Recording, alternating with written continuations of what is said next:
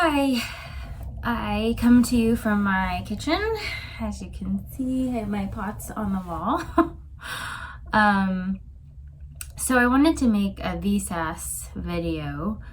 For those of you who don't know, it is a online portal where you get to apply as a fourth year medical student to hospitals across the country that have no affiliation with your school.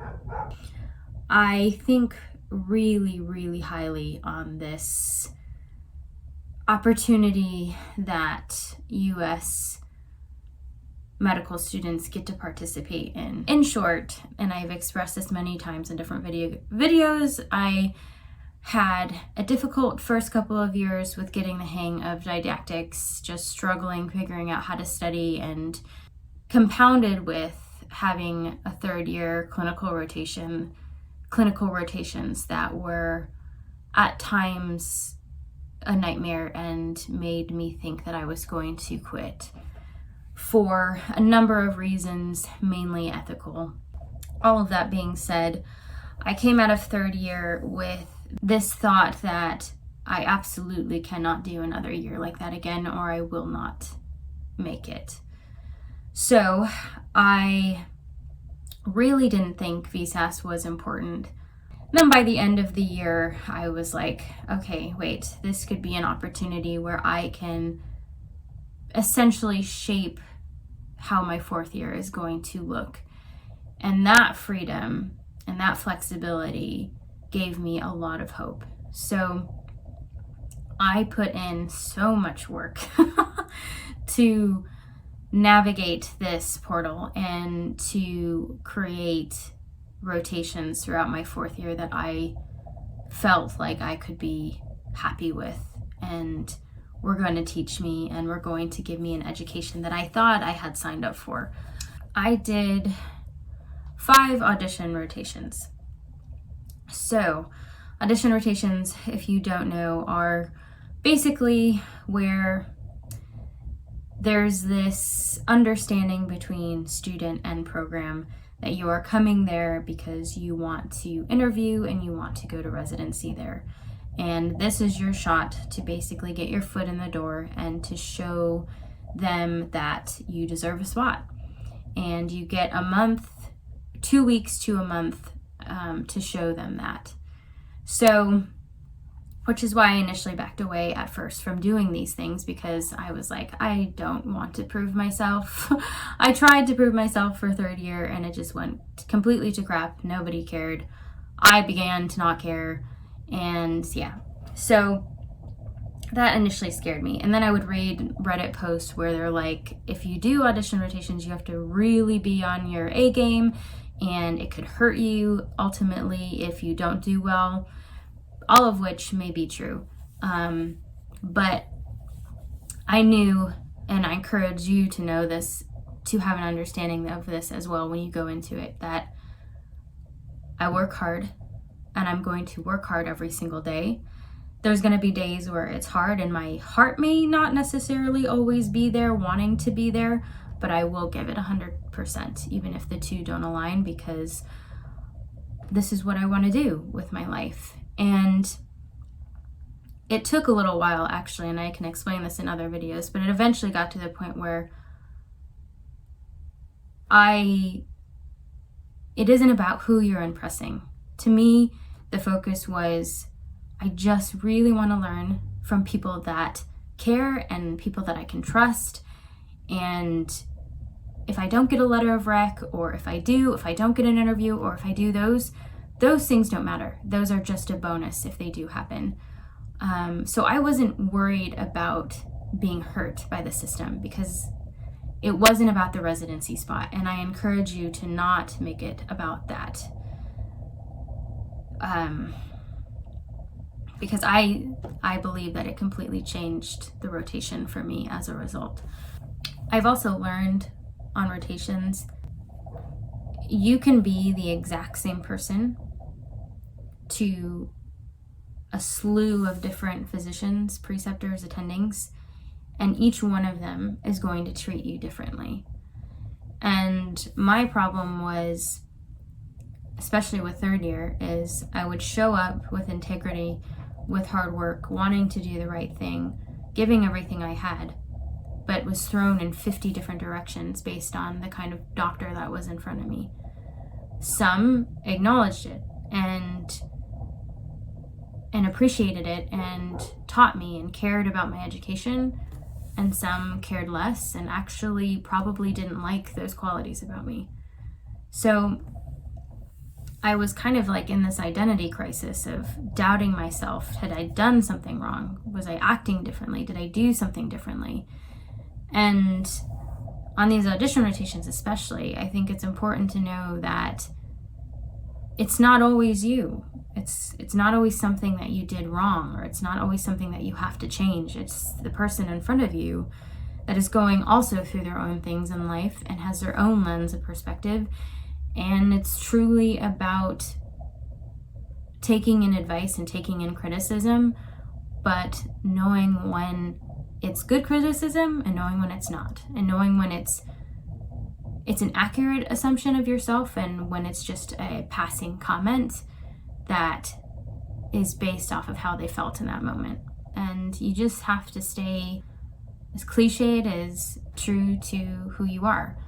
And the dangerous side of that is you stay true to who you are and you think you never have to change. But I think two things can exist at once, where you know yourself better than anybody else will ever know you, because that's life, and people don't have the time or the capability to invest in how much they know you because they have their own life going on.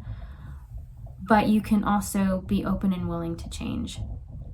And now the extreme to that is that you're so open that you're changing with every single person that comes in the door. There is a balance, and I think life is figuring out how to maintain that balance. So, that being said, I had a lot of different advice that fourth year, you want to relax, you don't want to kill yourself because of residency, which are all true things.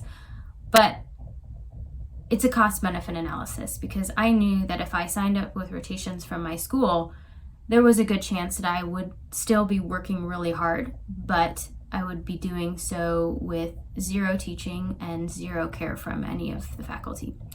So that really didn't matter to me.